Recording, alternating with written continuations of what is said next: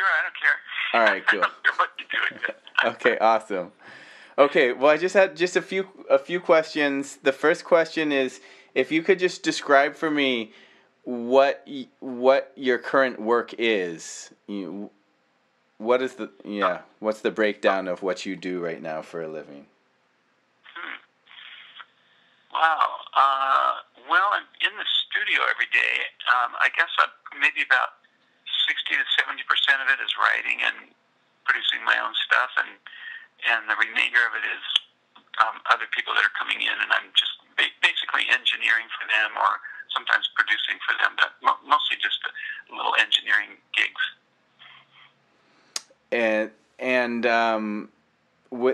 Can you talk about with the writing stuff what that looks like in terms of, are you doing things for specific projects, or you're working with artists that you're producing, or what does the writing component of it look like? Well, I do a lot of stuff for production libraries, so I'm writing for different libraries all the time. Most of that is, I have a request to do a certain type of music, a certain number of cues, a certain style, that kind of thing. And then if I have any time left over, I'll just write whatever that I think is going to be useful, and then find some place to put it. That's mainly how I do it.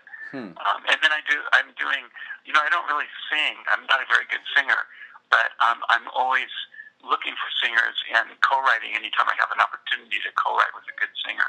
So, and those end up sometimes on other people's albums, the singer's album, or if it's something that we're writing for a pitch, then I'll use it to pitch for library or film and music for film and TV, that kind of thing. Cool. Can you talk a little bit about how you got started in the business?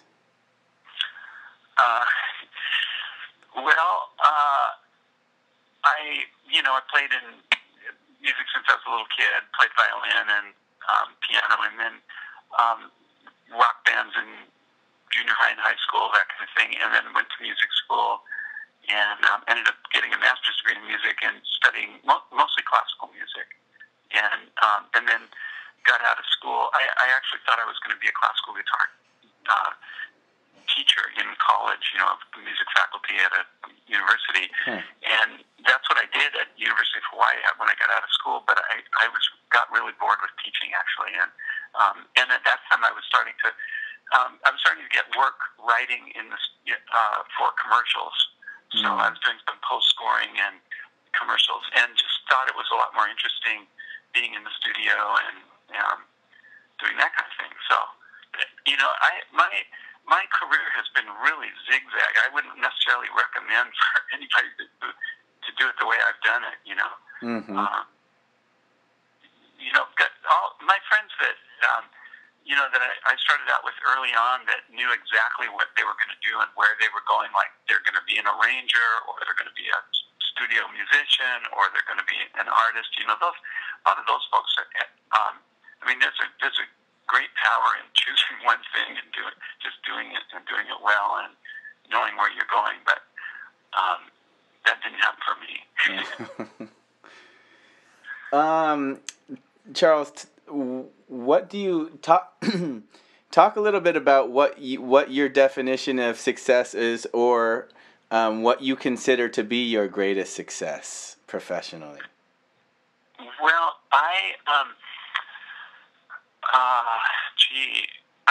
think when earlier in my career, I think I was had kind of closed myself off to certain styles of music, and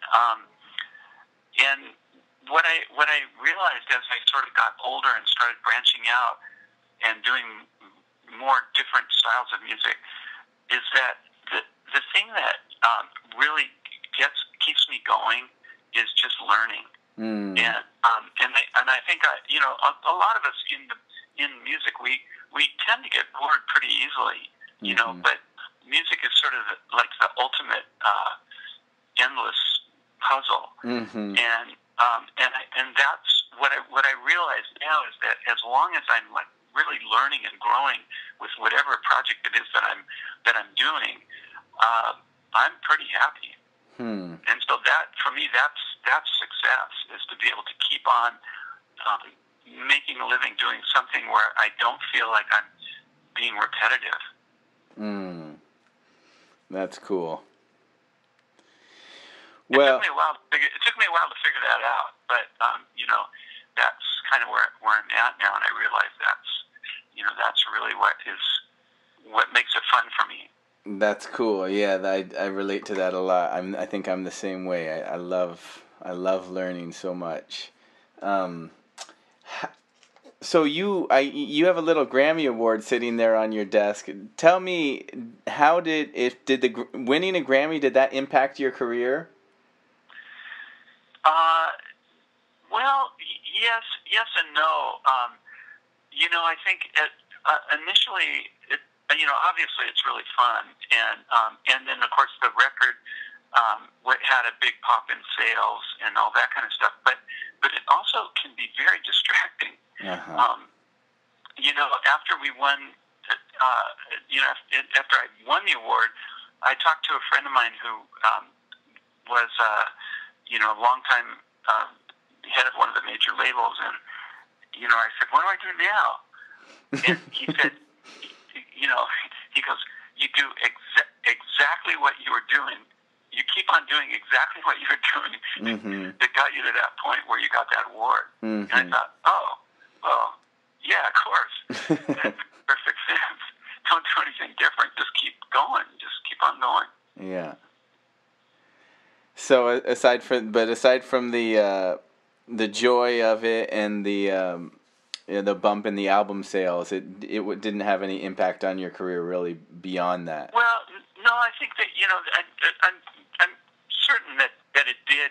For one thing, for performances, it makes it a lot easier for a promoter to use that. And it's like the good housekeeping seal of approval, and so it does help. What about a failure?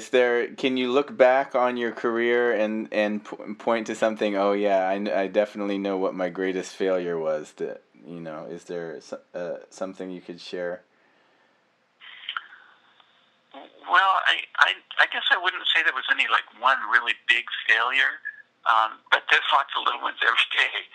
So I just keep trying stuff, and in the studio and writing and arranging, I'm always trying stuff that I don't know if it's going to work or not.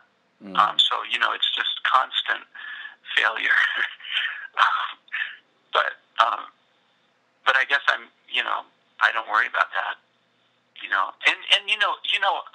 I was thinking about this about a month ago. I was in Los Angeles, and I was remembering early on driving around and making appointments, and because I was doing the same thing again about a month ago, and I was remembering 25 years earlier, 30 years earlier, doing the same thing.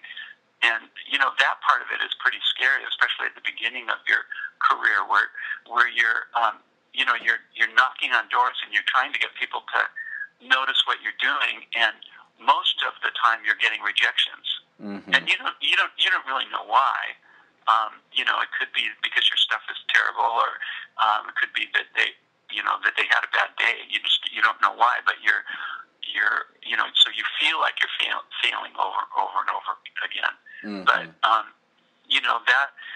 that is the way the business works. So you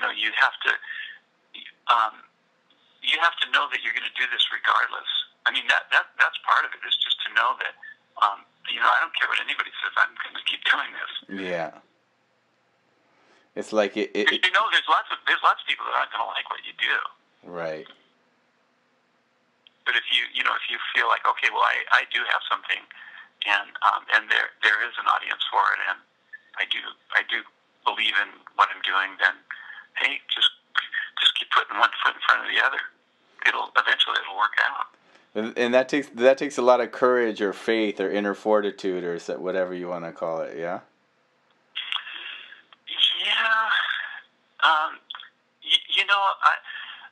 I think that sometimes I have parents that ask me, about their kids. You know, they maybe a high school student, and they're talking about music, and they say, should my son or my daughter go into music? They're thinking about going into music, and my stock answer now is that if they are asking that question, then the answer is no. Mm-hmm. Because it's the ones who don't ask the question. Mm-hmm. It's the ones that just they don't dare. That's what they're doing. They're already doing it. They're doing it from the time that they're young, and there really isn't anything else that they want to do. They're filling all of their time doing it. Mm-hmm. Those are the ones where you just say, well, there's no stopping it. So let's go, jump on the train and go. Yeah, Tuck Andrus told me once when I was a young boy. He said it was I think it was Tuck and Patty's first CD release party, and my godparents were their managers, and so I was at the party, and I was looking at him all starstruck, and was asking him about being a guitar player, and he said, never become the only reason you should become a guitar player is if you absolutely cannot help becoming a guitar player. Yeah. He said you have to love it that much, Yeah, exactly. Awesome, Charles. Thank you so much for your time. I really appreciate it. Thank you. Oh, okay. Thanks.